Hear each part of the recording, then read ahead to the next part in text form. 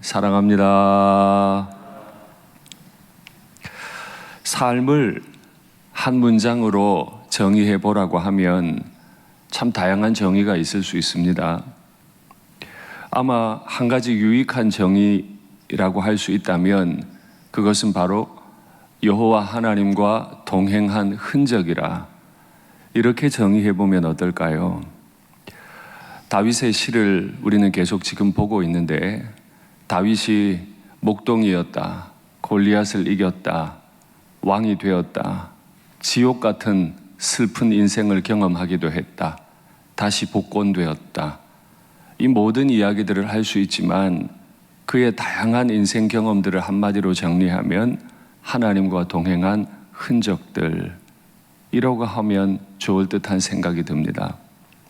그런데 오늘 그 흔적 가운데 오늘 배경은 매우 그의 큰 슬픔을 배경으로 한다고 이해하시면 되겠습니다. 그는 하나님을 높이기 원했습니다. 그래서 오늘 시를 시작하면서 여호와여 내가 주를 높일 것은 주께서 나를 끌어내사 내 원수로 하여금 나로 말미암아 기뻐하지 못하게 하심이니이다.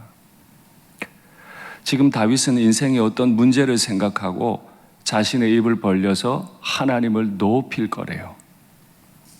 왜 내가 하나님을 높이냐 하면 하나님이 나를 끌어내셨기 때문에. 여기 이 끌어내다라고 하는 말은 우물에서 물을 길어 올리다 하는 뜻입니다.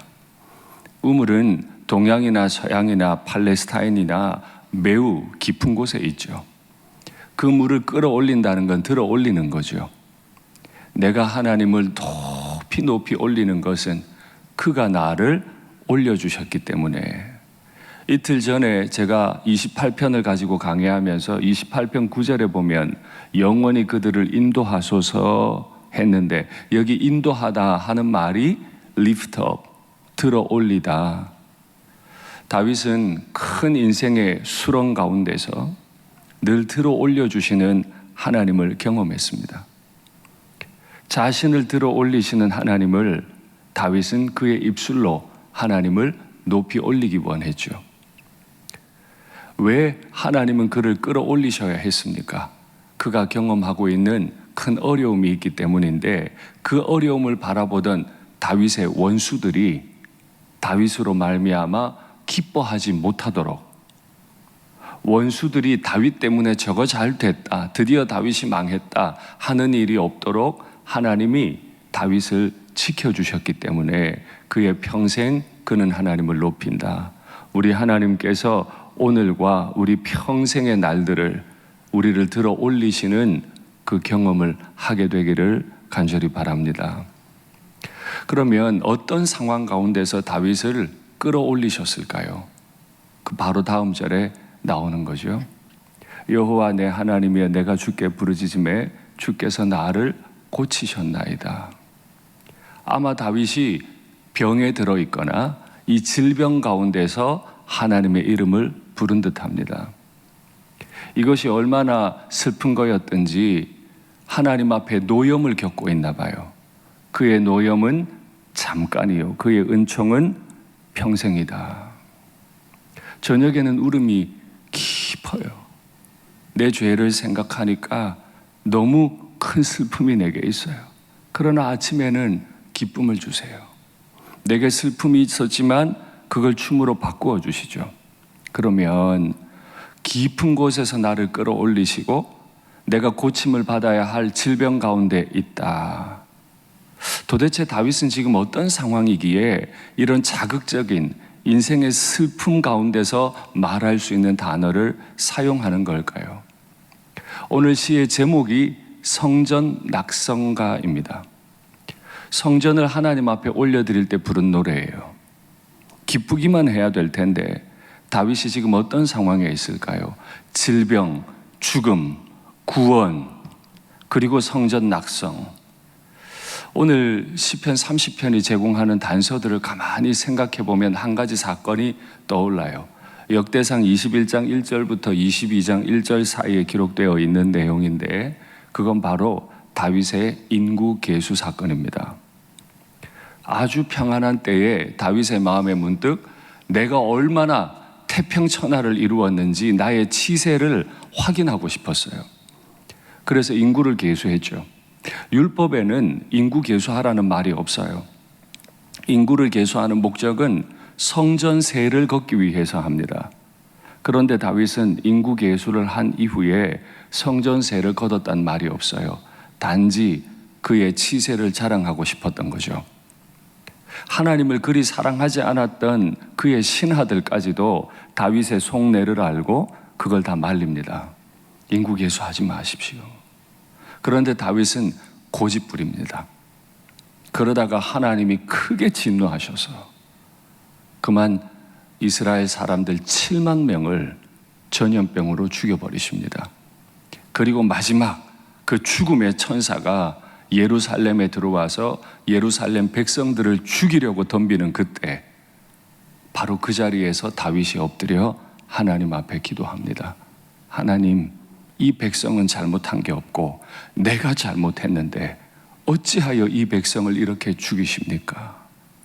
하나님이 그 기도를 들으시고 더 이상 예루살렘으로 들어오지 않고 7만 명을 죽이신 자리에서 멈추시는 사건이 나옵니다. 다윗은 그 하나님을 바라보면서 예루살렘에 있는 오르난이라고 하는 사람에게서 타작 마당을 하나 돈을 주고 매입을 합니다. 그리고 거기에 제단을 쌓고 하나님 앞에 회개의 기도를 올립니다. 그러자 하늘로부터 그 타작 마당을 향해 불이 떨어집니다. 그리고 그 아들 때에 바로 그 자리에 솔로몬 성전이 세워지고 솔로몬이 하나님 앞에 제사를 지낼 때 다시 한번 불이 떨어집니다. 그리고 그 영광이 얼마나 컸던지 제사장들조차도 성전 안에 들어갈 수 없을 만큼 하나님은 영광을 보이셨습니다. 다윗은 큰 죄를 지어서 하나님 앞에 노여움을 샀습니다. 그러나 그의 노염은 잠깐이요. 그의 은총은 우리의 평생 가운데 이어질 줄 믿습니다. 인생을 살다 보면 간혹 우리가 실수를 할 때가 있습니다. 그 실수가 매우 큰 실수일 수도 있어요. 하나님은 때로는 그것 때문에 우리를 치실 수도 있습니다.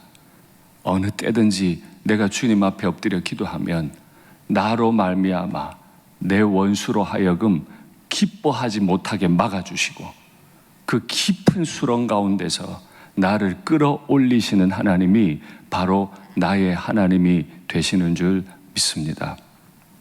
오늘 본문에 보니까 나의 베옷을 벗기시고 여호와께서 내게 띠를 띄우셨습니다. 기가 막힌 이야기입니다. 이스라엘 백성들이 죽어나가요. 왕이 왕복을 벗습니다. 그리고 상주가 입는 베옷을 입습니다. 하나님, 내가 잘못했습니다. 하나님의 백성들을 더 이상 죽이지 마십시오. 기도할 때 하나님은 상주로서 입은 베옷을 벗기시고 다시 왕복을 다윗에게 입히시죠. 우리 하나님은 바로 이런 분이십니다.